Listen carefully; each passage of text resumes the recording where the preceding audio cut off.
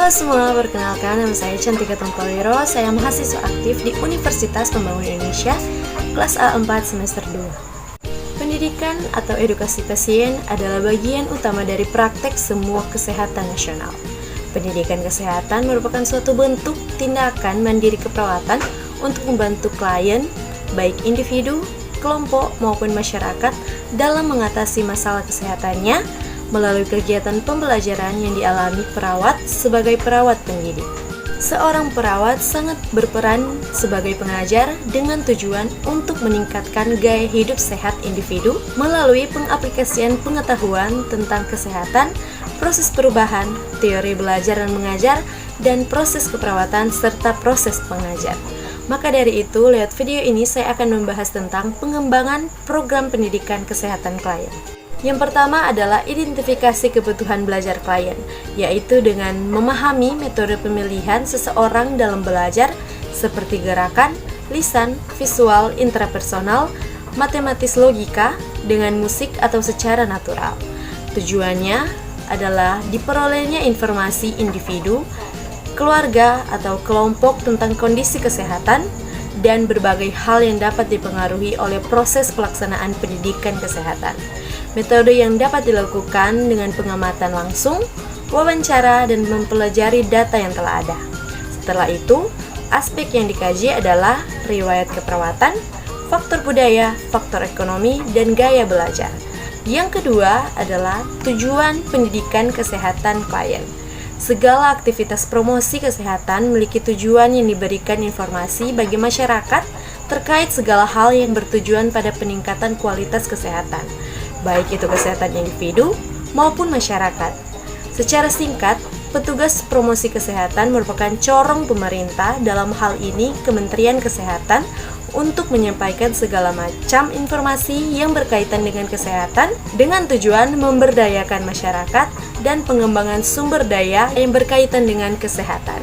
Yang ketiga, prinsip, metode, teknik, dan strategi pendidikan. Yang pertama adalah prinsip. Prinsip-prinsip pembelajaran yang perlu diketahui adalah prinsip perhatian dan motivasi, prinsip keaktifan, prinsip keterlibatan langsung atau berpengalaman, prinsip pengulangan, prinsip tantangan, prinsip balikan dan penguatan, dan prinsip perbedaan individual. Selanjutnya, metode. Metode pembelajaran adalah metode pendidikan individual atau perorangan, metode pendidik kelompok, kelompok besar, kelompok kecil. Selanjutnya adalah teknik pembelajaran. Teknik pembelajaran adalah cara yang dilakukan seseorang dalam rangka mengimplementasikan suatu metode secara spesifik. Selanjutnya, strategi pembelajaran. Dalam strategi pembelajaran, ada kegiatan guru untuk memikirkan dan mengupayakan terjadinya konsistensi antara aspek-aspek dari komponen pembentukan sistem pembelajaran. Yang keempat, media pembelajaran, diantaranya media pendidikan. Alat peraga harus mudah dimengerti oleh masyarakat sebagai sasaran. Ide atau gagasan yang terkandung di dalamnya harus dapat diterima oleh sasaran.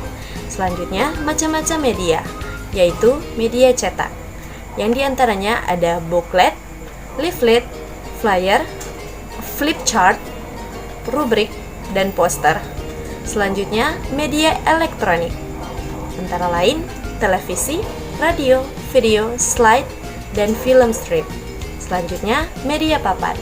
Papan yang dipasang di tempat umum dapat dipakai dan diisi oleh pesan-pesan atau informasi kesehatan. Yang kelima, implementasi pendidikan kesehatan klien.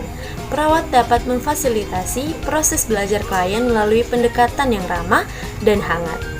Penampilan sikap perawat memiliki efek yang besar dibandingkan dengan faktor lain, antara lain waktu yang optimal untuk masing-masing sesi bertergantung pada klien yang belajar, kecepatan dalam setiap sesi juga yang mempengaruhi pelajar. Perawat hendaknya sensitif terhadap berbagai tanda dan langkah-langkah mengajar atau terlambat atau cepat. Selanjutnya, keadaan lingkungan dapat menurunkan atau membantu belajar. Alat bantu belajar dapat membantu perkembangan belajar dan mampu memfokuskan perhatian klien. Jika menemukan sendiri isi atau substansi, klien akan belajar lebih efektif dan melakukan pengulangan materi dari yang tidak diketahui ke yang diketahui dan hubungan diikat secara logis, serta menggunakan bahasa awam yang dapat meningkatkan komunikasi. Yang keenam, evaluasi pendidikan kesehatan klien, diantaranya evaluasi aspek psikomotor klien. Setelah dilakukan pendidikan kesehatan, narasumber akan mengevaluasi beberapa aspek, yaitu evaluasi belajar klien, evaluasi aspek psikomotor, dan evaluasi mengajar intervensi keperawatan. Tujuannya adalah mengevaluasi pencapaian tujuan pendidikan yang telah diberikan. Keberhasilan pendidikan kesehatan klien dapat dievaluasi dari berbagai aspek, yaitu input proses, output, outcomes, dan impact, serta komponen pertanyaan seperti what, where, when, why, dan how. Hasil dari evaluasi ini dapat juga dijadikan sebagai acuan bahan rencana tindakan lanjut dari narasumber terhadap penerima. Rencana tindakan lanjut ini dapat meningkatkan pengetahuan penerima materi dan mencapai aspek domain psikomotor paling tinggi, yaitu aspek adopsi. Selanjutnya adalah evaluasi belajar klien. Yang pertama, evaluasi individu, yang di dalamnya ada self-efficacy, kebutuhan mengetahui sebuah informasi, kepercayaan, manajemen diri. Yang kedua, evaluasi komunikasi, dan ketiga, evaluasi keluarga. Selanjutnya, jenis evaluasi, yaitu adalah evaluasi struktur, evaluasi proses, dan evaluasi hasil. Selanjutnya, hal-hal yang ada dalam evaluasi, yaitu kecakupan informasi, relevansi faktor-faktor yang berkaitan, prioritas masalah yang disusun, kesesuaian rencana dengan masalah, pertimbangan faktor-faktor yang unik, perhatian terhadap rencana medis untuk terapi, logika hasil yang diharapkan, penjelasan dari tindakan keperawatan yang dilakukan, serta keberhasilan rencana yang telah disusun, kualitas penyusunan rencana, dan timbulnya masalah baru. Selanjutnya adalah hasil evaluasi, penentuan masalah teratasi sebagian, atau tidak teratasi adalah dengan cara pembandingan antara SWOT dan SWOPIER, tujuan dan kriteria hasil yang telah ditetapkan, S sebagai subjek, informasi berupa ungkapan yang dapat dari klien setelah tindakan yang diberikan, O sebagai objektif, informasi yang dapat berupa hasil pengamatan, penilaian, pengukuran yang dilakukan oleh perawat setelah tindakan yang dilakukan, A sebagai analisis, perbandingan antara informasi subjektif dan objektif dengan tujuan dan kriteria hasil, kemudian diambil kesimpulan bahwa masalah teratasi sebagian atau tidak teratasi, serta play sebagai planning atau rencana keperawatan lanjutan yang dilakukan berdasarkan hasil analisa. Demikianlah presentasi mengenai perkembangan program pendidikan kesehatan klien yang dapat saya bagikan. Kiranya dapat menambahkan pengetahuan bagi kita semua. Untuk itu, saya Cantika Tompawir pamit undur diri. Sampai jumpa di video selanjutnya. Sudah lulus sekolah, ingin kuliah dengan sistem pembelajaran yang unggul, berkualitas, dan biaya terjangkau? Ayo bergabung bersama kami di Universitas Pembangunan Indonesia Manado.